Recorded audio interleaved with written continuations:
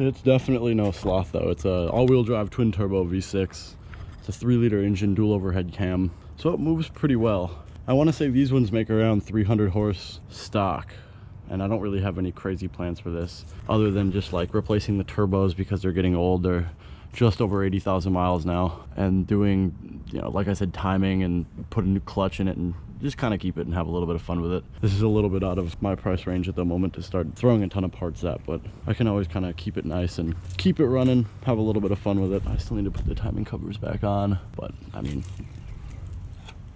I try to keep it clean as best I can, but for the most part it just sits. The only imperfection on the entire car is while I was at work, somebody wanted to say hello, and of course they drove off. That's Minneapolis for you. Super nice on the inside. I lucked out with this car. There's, you know, not like a hole in the seat. There's some proof for you. It's a 5-speed manual, not a 6. I believe after 1995 they started doing the 6-speed transmissions. They could have been in the earlier year ones, but I'm not super educated on these cars yet, seeing as that the only thing I've really done is a little bit of head work and I don't drive it too much.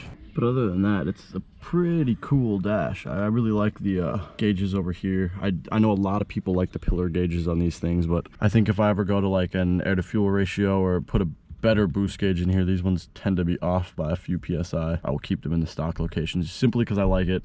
It's pleasing to the eye while I'm driving. Nothing for space in the back. The seats do fold down, which is kind of cool. It's a very roomy car to get groceries in, you'd be surprised. I would go and tell you about the Supra, but you don't care about that car. So we'll just, you know, get to work. I'm gonna get a couple things done off camera that I gotta get done here before I have my people show up. Until then, bye.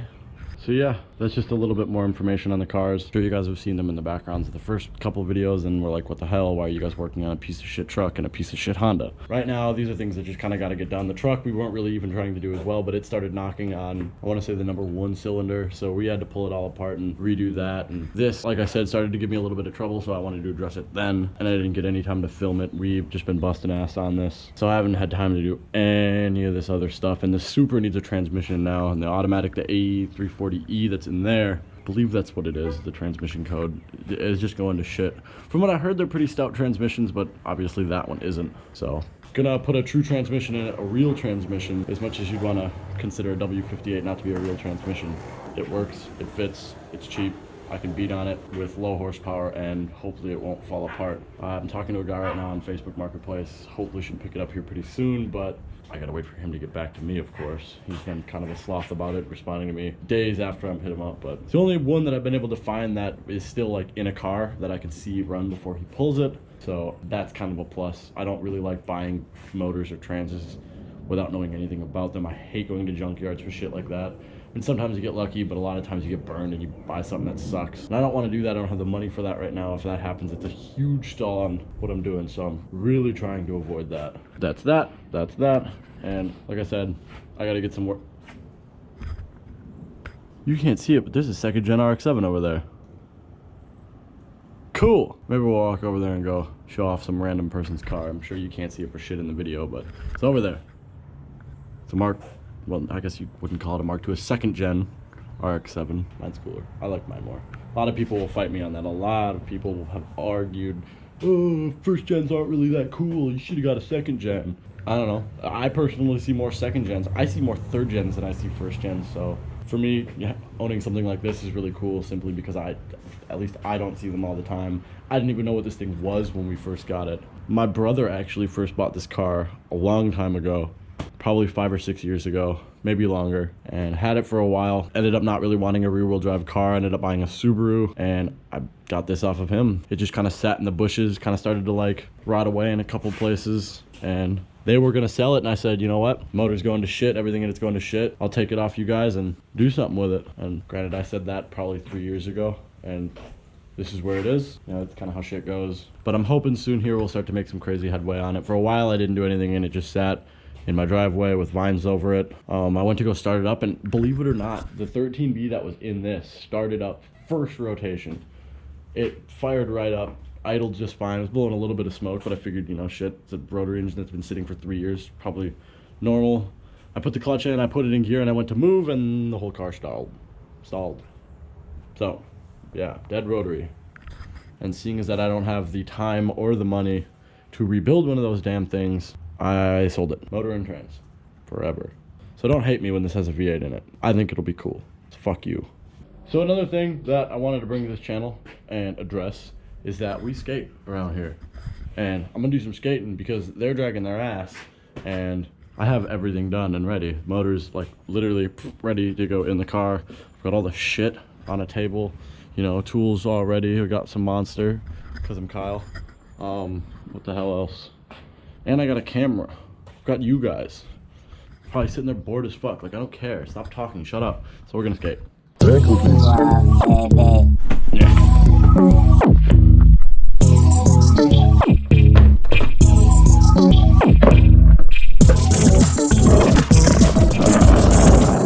I've never done a tray flip selfie before, so I think that's what we're gonna try. Kind of close to the first one. Kind of have the opportunity to show you this now, and I really want to.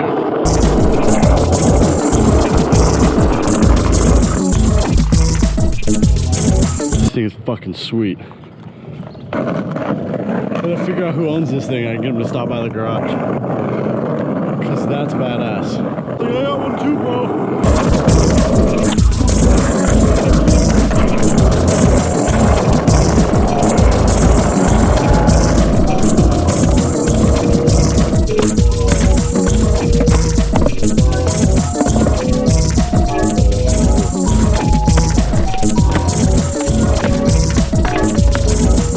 My fucking shoe falling apart and shit.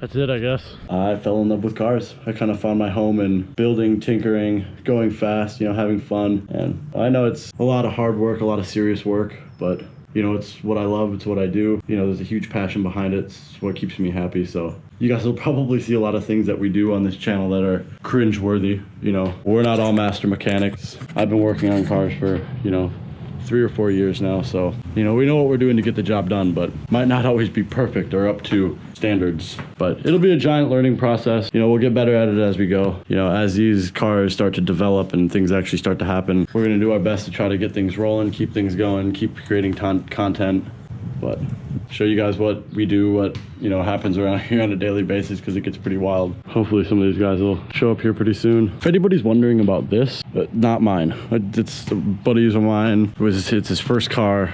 There's every single problem in the world wrong with it. Not something I'm trying to tackle right now. It needs to be sold. So if anybody wants an Outback project, I got one for you. It's a limited 30th anniversary. Leather interior. $6,000 or best offer. Soon. Fuck, I had an idea for what I was gonna do right now. Yeah, that's right. So I've just been informed that help is on the way. Soon, I'll have somebody here to help me take this pulley off.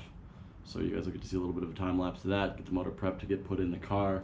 And if anyone has any ideas for any of the stuff laying on the garage, I don't like to take other people's words on, you know, to have people tell me, oh, this is what you want to do, blah, blah, blah. I like to figure things out for myself. You know, I definitely will take advice. I'm open to any bit of advice anybody out there has given me regarding the RX-7 swap, regarding to putting the motor in the Civic, or even doing anything to the Stealth. The Supra is going to kind of just be a little bit of a, you know, little missile, something to beat up, so that's just kind of there. We probably won't do too much on it for a little bit because I've got a lot of other stuff to focus on, and soon here I'll be buying a motor for the RX-7, so we're going to have to address that as well. Another thing, I know this is cliche, and I know there's other people out there doing shit like this, but if anyone from the Minnesota area cares enough or wants to come by, show off what they got, come skate, come kick it, we might even play some Super Smash Bros. I don't know if that's something I can do or have time for, but this house, we play Smash, and we smash. So that might even be a thing. We might do a Twitch channel and stream some Super Smash Bros. So it'd be super cool to get some competition in. Obviously, it's not going to be anything too crazy. We're no professionals or anything, but it does get fun. It gets rowdy. It gets loud. good times to be had. So if anyone wants to see anything like that, just leave me a comment or something. I would have no problem starting a Twitch channel. I think that'd be super cool, because I've always kind of wanted to do a gaming channel too. You know, this whole video YouTube thing is something that I've wanted to do for a very long time, something I've had aspirations to do for a long time, and I'm now finally getting around to do it. Thanks to Odysseyology so much. I really appreciate it. Shout out to them. If you don't know who they are, there will be a link in the description down below of this video to go check out Odysseyology. They have come through for me so much. She has basically sponsored me in doing all of this. The camera equipment is all thanks to her. All of the promotions are all thanks to her. She does all my video editing and everything, so I could not thank her enough. A link to her page and all of what she does should be down below. So please, if you're watching this, go check it out. Odysseyology is super cool. The idea behind it is amazing. She's a super good person. You even think about buying some stuff. She's got some super cool apparel online for sale right now. Pretty much all stuff that she's made, stuff that came out of her brand. It's kind of the beginning of the relationship between us. I've known Marcy for a very long time. She's been a friend of mine forever, and I've always been a huge fan of the stuff that she's done, and she puts in work like no other. Hopefully I can kind of keep up with her work pace. She tends to get things done very quickly, and I am a very busy person. My stuff is also on the Motor Crush app, so if you want to get out there and check out any local meets or anything like that, the Motor Crush app is super sick. You should check it out. I'm on there, a couple of my friends are on there. It's basically it's like a notebook for your cars. You can keep track of everything that you've done. You can put in updates.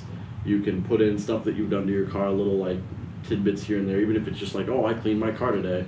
Something you can put on there. It's like a Facebook for cars. But the cool thing is there's also a list of local events that are big that people put on there, which is super cool that Motor Crush app is starting to do what they're doing, because essentially they're just basically promoting nothing but car meets. So definitely go check it out. Other than that, everything in this garage is being funded by me, being done by me and a couple of my friends. So, you know, we're not sponsored or any of that crazy shit. You know, we're not, you know, getting paid to do any of this stuff. This is all coming out of our pockets because we absolutely love to put ourselves through a shitload of stress. But it's so much fun. I love it. I wouldn't want to be doing anything else. That's kind of why I started to want to put a little bit out on the internet. You know, even if it doesn't get super successful, people don't care about it, whatever. It'll be nice to know that I at least gave it a shot and got my stuff out there. And if anything, I'll be able to go back and look at it in 60 years and say, holy shit, I'm an idiot. Ah! The first person has arrived.